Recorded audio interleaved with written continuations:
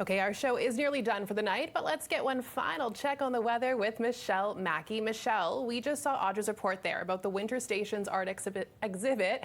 Will it be a good week to go check that out, or is it going to be a little too frigid? Listen, it's going to be fairly mild tomorrow, a pretty great day, in fact, to head out and check it out.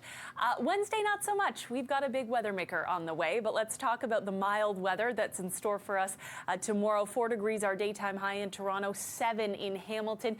We are mainly cloudy across the GTA. Tonight, still fairly mild, temperatures hovering around 3 degrees. We are tracking some showers moving in over the next couple of hours, but the bigger story comes on Wednesday. Special weather statements for Toronto and West for freezing rain Wednesday morning. Areas in blue, north and east, this is where we are dealing with winter storm watches for snow, and all of us going to be dealing with very strong wind. So let's time this out. It is a tricky forecast, and models are still struggling to pin it down. So there is some significant uncertainty here, but here's what I'm thinking right now.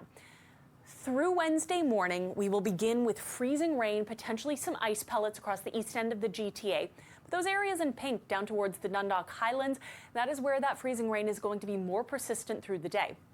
For Toronto, we're going to see a transition over to snow either late morning or early afternoon, about 5 centimeters closer to the water, 5 to 10 centimeters for areas north of that.